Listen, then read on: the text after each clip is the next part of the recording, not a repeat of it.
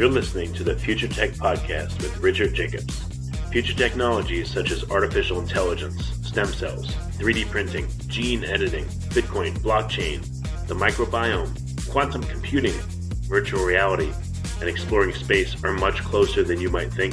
In fact, many early versions of these technologies are in play right now, and the companies that are using these technologies are the focus of this podcast. My goal for you, the listener, is to learn from these podcasts. You may very well learn something that may change the course of your life for the better, steer you towards a new career, or give you insight into addressing a thorny medical problem. Remember, this podcast and its content is informational in nature only. No medical, tax, legal, financial, or psychological advice is being given. If you've enjoyed the podcast, please listen, subscribe, like, and tell your friends about it. Thank you.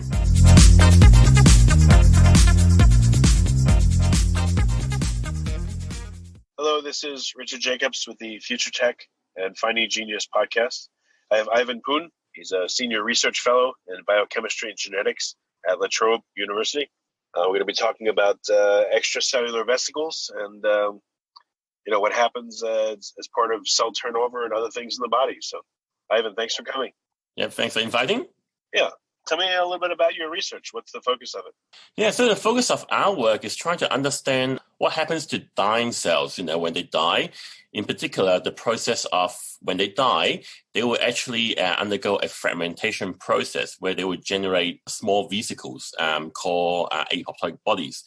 And what we're interested in is, why when cells die, they will spend so much energy to actually generate these vesicles, and the reason for this process, whether it plays a role in facilitating communication with other healthy cells nearby, or is it a process to help neighboring cells to actually clean them up?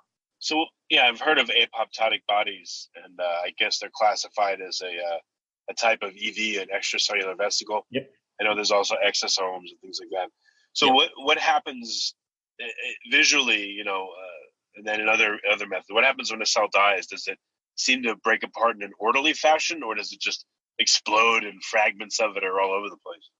Well, I think for many years, at least for the last 40 years, since the discovery of description of apoptosis, people thought that when cells die, they can actually generate a variety of different vesicles, in particular apoptotic bodies, and it's thought to be more of a random process where they just randomly break apart into different fragments, because they thought that it's just a waste disposal kind of process.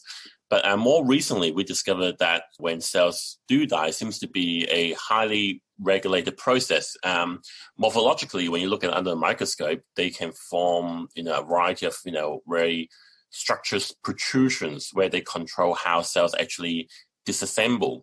And then to support that this is a regulated process, we found a number of molecular regulators that control this process. So recently, we found this process more regulated than random. Okay, but again, what does it look like? Is it does the cell lyse open, or does it the membrane vesiculate and these gigantic apoptotic bodies spin off, and how many of them come off approximately, millions or thousands, or One key things to keep in mind is I think every cell type is a bit different. So for example, for T cells, for example, where when they die, they will actually form circular bulges on the surface first, which we call blebs. And then, the T cells can then form a very thin protrusion, like a string protrusion that helps to separate them. So the cells actually doesn't lyse, but actually form vesicles that is still intact. And in this case, possibly one T cells can generate maybe 10 vesicles that are intact. You can actually see them. They're about 1 to 5 micron in size. But for example, for other cell types like monocytes, what they can do is that they can form, again, when they die, they form this string-like protrusion. But this string-like protrusion that becomes like a beaded necklace. So basically the protrusion first form, it becomes beaded. And it's like the fragmentation of this protrusion then generate the apoptotic bodies. In this case, the vesicles or apoptotic bodies are smaller, so they're usually between 1 to 2, 3 microns. But what's interesting is that using this separate mechanism of generating the apoptotic bodies, the cells can actually generate up to 60, even more apoptotic bodies. So it is all cell type dependent. So a protrusion comes out of the cell and then it beads along the length of the protrusion, and then what happens? Each bead is an apoptotic body, or does the whole string come out, or what happens? Based on microscopy analysis, we would think that both could happen actually. So because it becomes beaded, so depending on how it fragments, so each of the single beads could be apoptotic bodies, and sometimes they can also attach like a string of beads as well. Huh.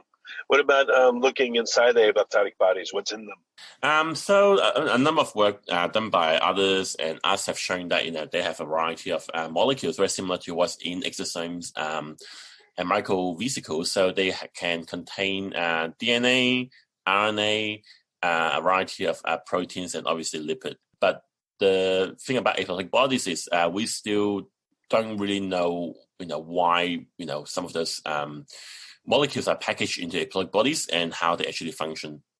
So, okay, but I've seen like with exosomes and other EVs, they'll have, various RNAs, they'll have all kinds of stuff. But again, is there a predominance of what is inside an apoptotic body? Has anyone looked? Can they be, can you centrifuge down without destroying everything to look at their structure? Can their structure be seen on microscopes? I mean, what do we know about them? Yep. So we can actually isolate them using a number of different methods, as you mentioned. So we can centrifuge them down to isolate them, and they will remain intact. We can also, because they're bigger, so we can isolate them using the typical cell sorting method, FACS. But once we isolate them, we can actually visualize them variety of different methods. For example, by microscopy, we can see DNA, RNA, and protein of interest, and even whole organelles in there. In terms of whether, because in the area of exosomes and microvesicles, sometimes certain microRNA or certain molecules are enriched in those vesicles. In apoptotic bodies, sometimes we do see them. Again, it's very cell type dependent. So, for example, as I mentioned before, for the monocytes, where they form the protrusion that become beaded, under those settings, nucleic content such as DNA and nucleic protein are excluded, whereas it's mostly cytoplasmic protein in there. But for a number of other cell types, such as T cells, for example, nuclear material can be partitioned. In terms of whether a particular microRNA is enriched in there, it's a bit different because apoptotic bodies, at the end of the day, comes out of dying cells and they get packaged in that setting. So they don't really package, at least in our experience, they don't package a specific microRNA per se.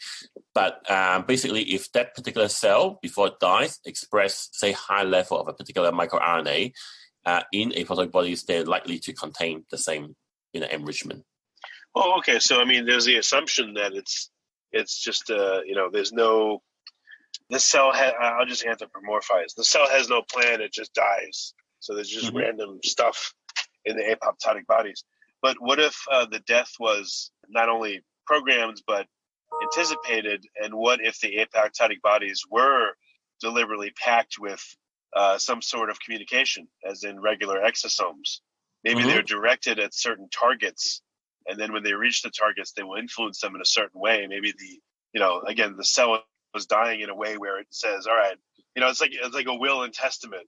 I want my cellular assets to go to these cells because they need them, or make sure that these go to to this place to be chewed up and destroyed, and not maybe there's instructions is what I'm saying on the apoptotic bodies in some sense. Well, yeah, that's exactly what we are trying to look into. So again, whether the apoptotic cells would then break apart and have certain signals that can actually direct them to a particular cell type is something that we're definitely looking into. But one interesting thing that, under physiological setting, we actually still don't quite understand this process. For example, if a cell's die in the thymus, does it go anywhere else other than the thymus, or can it traffic somewhere else to communicate with other cells? But one thing that we are working on right now is for example, as you mentioned, under certain settings. So, for example, when a cell are, say, infected with influenza virus and then cause them to undergo cell death, apoptotic bodies actually can contain some of those viral molecules, viral RNA, protein, and also virions in that case. And that can be trafficked to neighboring cells. And then based on our data, we think that they can also cause the other cells to become infected. So that's one of the functions. But in terms of targeting them to a specific cell, we still don't know yet. But one thing we do know is that apoptotic bodies contain the surface of the vesicles or apoptotic bodies and also apoptotic cells are changed. So they can expose a particular lipid, such as phosphatidylserine, which can be picked up by certain phagocytes if they have the phosphatidylserine receptor per se. Yeah, it'd be interesting is if you look at a cell that has been, lysed again by a virus or by a virus. If you look at the apoptotic bodies and if you see, a complete absence of the virus in some, or if you see an even amount in each, or it might tell you that perhaps the virus is being able to use the cell's machinery to deliberately make sure that the apoptotic bodies will have viruses in them so they can spread. And if so, if the virus can direct the cell's machinery to do this, that might say that the cell can do this as well. It might have some control over, again, what goes into its apoptotic bodies instead of just randomly blowing open. Yeah, definitely. In particular, if there's a mechanism where, for example, some virus will assemble on the plasma membrane, so therefore they are naturally they're already at the site where the apoptotic bodies are generated. So I would not be surprised if there's a mechanism where if a cell can actually export certain protein to that particular location or in the traffic to that site, those proteins are more likely to be enriched in apoptotic bodies. Well, wait a minute. Where do the bodies form? So once a cell has produced them, is there anything left of the cell? Is the center part left and just, the membrane has been budded off completely, or is it the whole thing gone? The entire cell gets, vesiculated and sent off. In most of the case, often the whole cell get vesiculated and break off. But more, I guess, for certain cell type, in particular when the vesicalization actually happen at the plasma membrane, what happens is often it's the nucleus and part of the membrane that actually get left behind, and often that's also the biggest part of apoptotic bodies and sometimes that part is called apoptotic cell body. So that's kind of like the remnants of things that cannot be, fragment further into smaller pieces. So what happens to the nucleus, and then what happens to the apoptotic bodies? Like, where do they go? Has anyone traced to see where they end up in the body? Do they all go to the same place or different? Or? Yeah, very good question. That's exactly what we're working on right now. We do think that, because it contains a nucleus, it probably requires, a particular phagocyte, in particular macrophage, to deal with them. And we are trying to establish methods to actually trying to visualize, does different parts of apoptotic bodies go to different places or being taken care of by different cells. So hopefully in the next year or so, using intravitreal imaging or also using zebrafish system, that we can actually clearly visualize this process. Well, what happens, can you find a cell that's getting close to cell death? And if so, perhaps just like in cell division, there's a big rearrangement of the contents, are you able to identify again before it happens, and when it does happen, how fast, and are you able to see what leads up to the happening, the death? Yeah, I think that the hope is actually setting up, the zebrafish system to visualize this. So if we can, label the plasma membrane, the nucleus, and also other cytoplasmic contents, we can hopefully visualize this, because probably not as organized as a cell division process, but at least we do think that it's not a random process. Say, if we talk about nucleus, we do think that nucleus is most likely to be partitioned. Say a cell will divide it into 10 pieces. The nucleus will probably be partitioned into maybe 1 to 2 or 3 of those fragments. So we're trying to understand, how this process actually occurs. How early is it for you? What have you discovered about this process so far? And then what are some experiments that you think, what experiments are you conducting that within maybe the next 6 months or a year or 2 years are going to show you something, and what will it be? Yeah, so we do think that, as I mentioned before, it's a highly regulated process. So we think that during the blabbing stage, and people have described this earlier as well, that, the blabbing force could actually help to push the nucleus to certain part of the cell. And by doing that, and then afterward, the protrusion that we described will then form. And that allows basically the separation of, fragment containing the nucleus and those that don't. So what we're trying to do now is to track whether, does both, say for example, a fragment that contains the nucleus, as you mentioned before, does it stay behind to get cleaved by the local macrophage? And whether the remainder of the smaller fragment doesn't contain the nucleus, actually do play a different role where they can be cleared by other cells, or they can travel further, so therefore they can facilitate an intercellular communication process. Basically trying to dissect, if we do have, if the cells do die and then partition content into different compartments, does any of those vesicles then traffic to different places and play different roles? And that's what we're trying to establish. Interesting. And what cell type are you focusing on, or cell types? Which ones are the most accessible for you? Which ones die most often? I think usually it's the immune cells, because there's a lot of cell lines and models that we can use to track them. But we do work on a number of different cell types as well. So right now, we have a strong interest in monocytes, dendritic cells, T cells. We haven't touched B cells, but we also have a strong interest in endothelial cells as well. Trying to see if they do die, do they just break off into circulation, and after it breaks off into circulation, where do they go? That's what we're trying to work out. Do cells seem to die one at a time, or what about when a piece of tissue dies? Is there a cascading effect where the dying ones inform the other ones? Is there some signal where you'll have multiple cell die off at once, where it's orchestrated somehow? There is actually some evidence suggesting that when cells actually can release extracellular vesicles to actually communicate, to actually cause neighboring cells to die. In our setting, we haven't looked at that ourselves, so I'm not too sure in our setting. But yeah, something to worthwhile to look into. I think it will be clear based on some of our in vivo imaging. But so far, when we do the imaging, unless it's during development where a particular area is more prone to cell death, we don't see them, the neighboring cells will die at the same time. Yeah. Okay, so it seems to be like one at a time.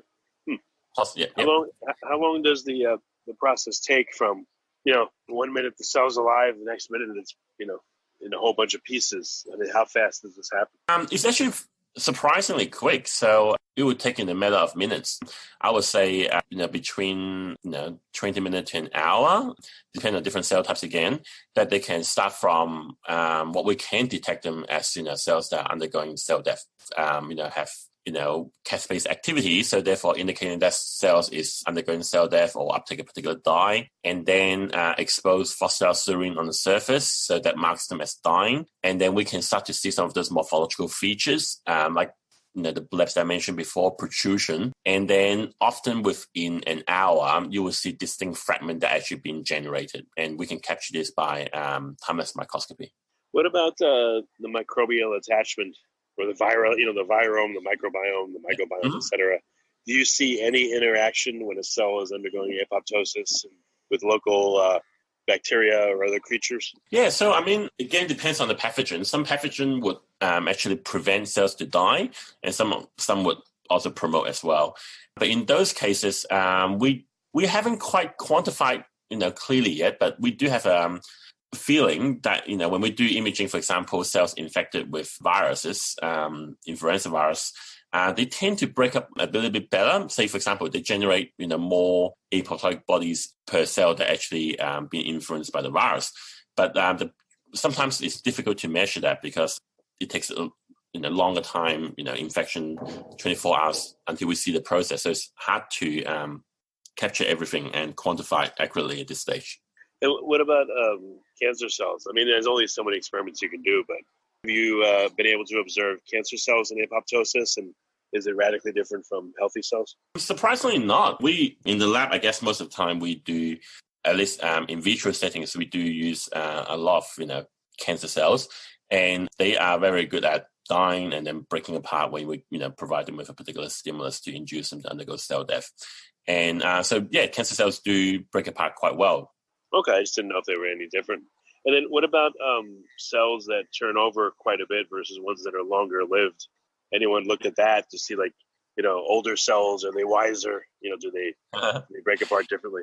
No, good question. We actually haven't really, at this stage, we haven't asked the question, this question of, comparing, if they are, older cells or cancer cells, or in the same cell type, if it's cancerous or non-cancerous, or cells that's more long-lived, do they die differently? I mean, for example, we haven't really even looked at neurons, how they break apart. There's some evidence in the literature when they do break apart, they're a bit different from the process that we are seeing in, say, immune cells, which turn over more. But yeah, we haven't actually looked at that. Yeah, and then cells in a tissue, if they're in a fixed, extracellular matrix, Mm-hmm. I don't know if there's a need for them to form all these bodies, and if so, where would they go? Do they, if you're a surface cell, but constrained laterally and, by extracellular matrix, but if, where do your apoptotic bodies go? What if you're an interior cell where you're surrounded on all sides, except for a little bit of interstices, by other cells? Do you make much smaller bodies so that they can be carried out of there? What happens to you? Yeah, no, that's another fascinating question. So again, hopefully we can work on that in the zebrafish system. But at least in the preliminary data so far, we don't think that's the key inference. At least I'm pretty sure that will have some influence. But we see epithelial cells, supposedly they get pushed out, and then get removed, but they still form quite a lot of apoptotic bodies, and we wonder why that's the case. On the other hand, cells that are, say, for example, T cells in the thymus, surrounded by, thymic epithelial cells or macrophage, they also break apart extremely well. So, whether there's a, extracellular matrix is going to, or, the local environment causing them to break apart differently is, at this stage, we don't think that would be the case yet. So what are you hoping to figure out in the near term? I think the key things that we want to figure out is to try to understand what is the molecular mechanism. So what are the molecules that control this process? But we do have a theory now that we know that plays a key role. But what we do really want to find out is to do with, particular disease settings. Do they actually play a role in particular disease, whether it's infection, autoimmunity, or cancer? Do they actually play a role in communicating with other cells? Because, ultimately what we want to do is to identify drugs that can actually either inhibit or enhance how cells break apart. And by doing that, hopefully, we can say, for example, if we block cells to break apart during infection, that could be beneficial. Or maybe in a cancer setting, when we enhance this process, that could be beneficial. We don't know. Well, very good. What's the best way for people to find out more and to get in touch and see your papers? Yeah, so best to come to the La Trobe website to look for me under the La Trobe website. And then from my page, you can see the different themes that we're working on. And then from then, you can find a link to some of my papers. Excellent. Well, Ivan, I appreciate you coming on. Thank you. Hey, Chief. Thank you.